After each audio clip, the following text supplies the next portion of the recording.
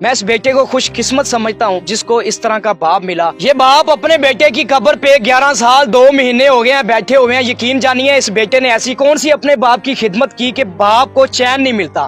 कहते हैं कि जब मैं घर जाता हूँ तो मुझसे रहा नहीं जाता, मुझे बेचैनी होती है कि मैं अपने बेटे के पास जाकर बैठूं। और कुरान पाक जब मैंने पूछा कि बाबा जी कितने पढ़ चुके हैं, कहते हैं बेटा नहीं याद। आप फिर खुद सोचें कि कितने कुरान पाक अपने बेटे की मोहब्बत में पढ़ चुके हैं। यकीन जानिए मैं इस बाबा जी से पूछूंगा कि ऐसा इस बेटे ने क्या काम कर दिया था कि आप इससे जुदा नहीं हो सकते। 11 साल 2 महीने एक अरसा है, आप इतनी देर से यहाँ पर बैठे हुए हैं कि आपके बेटे ने ऐसा कौन सा काम किया जो आप जुदाई नहीं बर्दाश्त कर सकते। मुझे तो अपने बेटे की हर बात ही याद है। जब मैं दुरूद पाक पढ़ता हूँ आंखें बंद कर कर, रोज़ा रसूल को आंखों में तसव्वुर में लाकर तो पढ़ता हूँ, तो कुनूती में जाता हूँ, तो मुझे अपने बेटे का तमाम बचपन यानी कि रिपीट होता रहता है। यानी ऐसे मैं उसको वही जैसे स्कूल मेरे साथ जा रहा है, मासूम जो वो बातें मेरे साथ कर, वो बातें उसकी उन्हीं ये आवाज में घूमती हैं।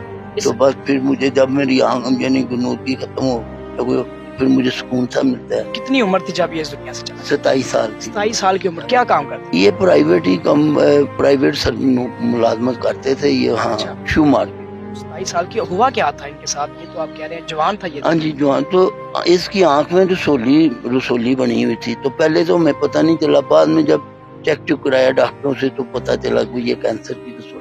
जब इसको बीमारी लग गई तो कितनी देर ये रहा? मैं साल भी नहीं था हमें, क्योंकि पता बड़ी लेट चला। नाले वो माशाल्लाह बड़ा यानी कि खूबसूरत तो अपनी औलाद सभी को लगती है, खूबसूरत था, सेहतमंद था, जवान था, 6 फुट 2 इंच उसका कद था। तो इसलिए उसके अंदर जो कुव्वत थी, बर्दाश्त थी ना, वो उसकी वजह से तो कितने तो फिर 5-6 महीने जब वो फिर इलाज जितना भी हो करा, बस वो यानी कि उसकी बीमारी हमें 5-6 महीने में ही हमारे हाथों से निकल गई। कितने कुरान पाक पढ़ लिए आपने? मुझे याद नहीं है, एग्जैक्ट फिगर याद नहीं है, मुझे याद नहीं है फिगर। लेकिन मैं जब शुरू में मैं तो 3-3 4-4 सिपारे रोजाना के पढ़ता था।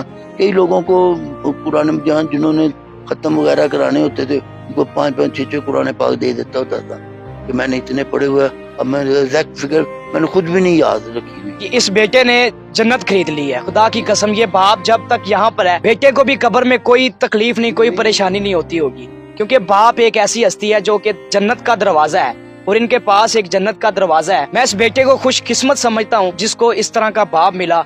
और आजकल यकीन जानिए कुछ पैसों की, कुछ जायदाद की खातर बेटे अपने बाप को मार रहे हैं, बाप अपने बेटों को मार रहा है। अपनी राय कमेंट्स में जरूर आगाह कीजिएगा। अपने मेजबान राय ज़ियान खरल को दीजिए इजाजत।